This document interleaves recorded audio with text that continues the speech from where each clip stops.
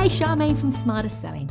So you've managed to get a meeting with your client. Now let me just show you some trip-ups that happen and what you can do about it. So often people go into the meeting, they're so excited to have the meeting that they spend a lot of time preparing a proposal. Maybe it's how your PowerPoint looks, or the brochures you're going to show, or the equipment, or whatever it may be, whatever your product, solution or service may be. What you need to be doing at that point is quite the opposite.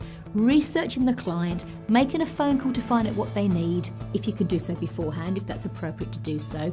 Look up how the organisation sets itself up for success. See if you can understand their goals and where they're leading to. Because when you go into that meeting, depending on your purpose, what you need to be doing is standing in their shoes, seeing the situation that they have.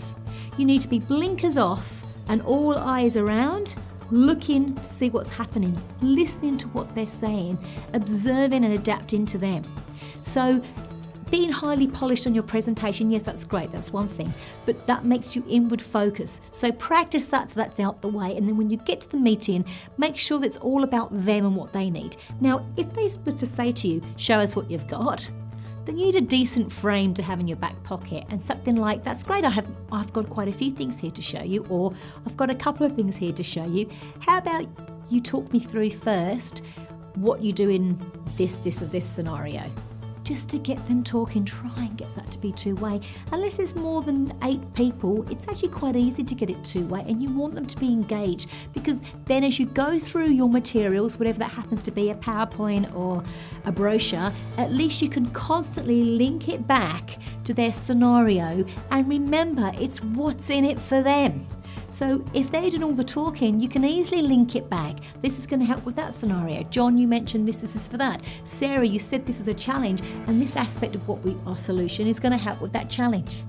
You're not going to get any of that if you're doing all the talking. So when it comes to the meeting, make sure your focus is not inward, but outward on them. If you'd like more tips on how to run a meeting, how to be in a meeting, how to present a solution with clarity, how to understand business growth, how to overcome objections, how to negotiate, then subscribe below for all our tips. If you want to learn more about our courses, then go online and contact us. We have many courses in all areas of sales. I'm Charmaine from Smarter Selling. Until next time.